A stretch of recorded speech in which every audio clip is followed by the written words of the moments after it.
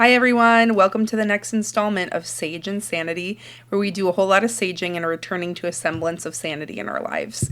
And this is a very impromptu podcast. It's very smoky, as you guys can tell. So bear with me. Might be a little dicey here. It's been a minute, but I've really had something deeply on my heart. As I've kind of talked about before in my other podcasts, I consider myself an eclectic witch and I no longer follow fundamentalist Christianity. And it has been such a beautiful, freeing experience for me. And I am so grateful that this path found me or that I found my way to it. And I found such amazing friends and beautiful people in my life and just a peace that I've never known before. But one of the things that is not openly talked about is the ramifications of walking away from what you were raised with religiously with other people, family members, friends, etc. And it's just really been a touchy, heavy subject for me. Growing up, as I've kind of mentioned before, in fundamentalist Christianity, any sort of spiritual or magical practice was considered demonic and it was shunned and something to be afraid of. And as I've kind of mentioned before in past podcasts, like I grew up in a system that taught you to be afraid of everything.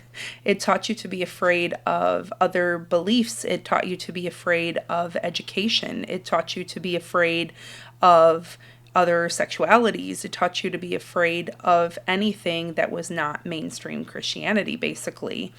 And there was just a lot of fear mongering around hell and all that kind of stuff like that. And it just was so traumatizing in so many ways to myself and a lot of other people who I know in my family, in my friend group.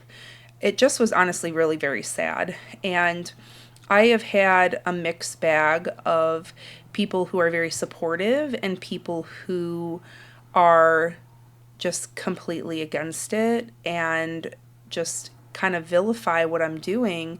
And the thing that's really sad to me is that there's a lot of assumptions about what I believe and what I practice with no conversation with me.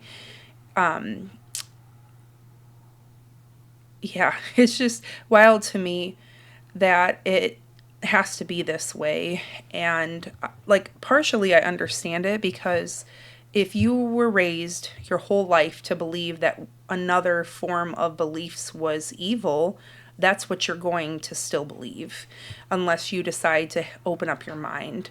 And I've been really, really blessed by the people in my life and family who have opened their mind and listened to me and shared their concerns with me personally, but then were willing to listen to what I had to say and what I'm actually doing.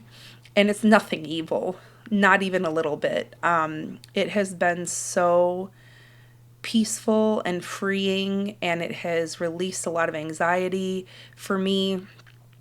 But I do know that there has been a price with living boldly, with living in a way that suits me, because not everybody's going to understand it, not everybody's going to agree with it. And I have had to just kind of separate myself from some people, including family members, because it would not be healthy for me. And I don't have the time or energy to try to explain to somebody why what I'm doing is okay. Like, I'm no longer interested in being the kind of person that has to explain that to people or has to hustle for worthiness like I have my whole life. I know that I'm innately worthy and I love being a magical person, and that's really what matters. And I just kind of wanted to talk about some of this because I think it's really been on the forefront for me too, because with everything that's going on in our country right now, a lot of it is tied to fundamentalist Christianity. And it is just wild to me how people who are supposed to be holy and religious and following God and Jesus could be behind and doing such horrible and atrocious things.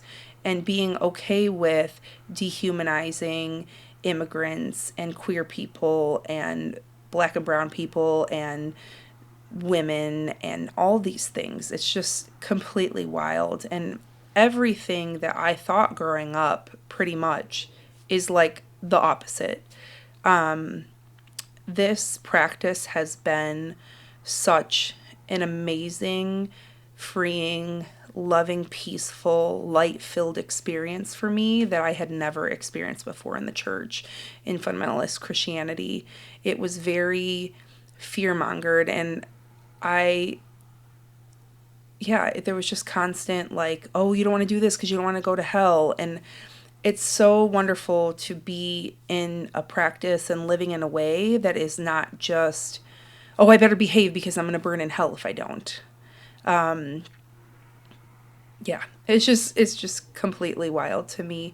And my heart goes out to all the wonderful, beautiful people who are also ex-evangelicals, who are also going through some of the same struggles, rejection from family members, even like spiteful gossip going on, or just losing a lot of people in their lives. Like, I have a lot of people that I have loved and been close with in my life, but they're still very staunchly Christian, and they do not think what I'm doing is okay. And you know what?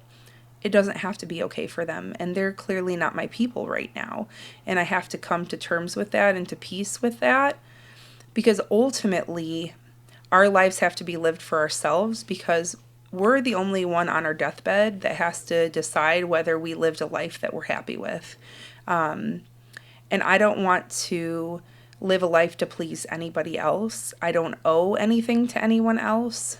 I am, for one of the first times in my life, really choosing myself, and it's been so liberating. I've had to have a lot of really difficult boundary conversations with many people lately, and I was able to handle it with my adult self because I've been listening to and healing little Ari and my inner child, and I think she's beginning to trust adult me so that I can handle these things for her.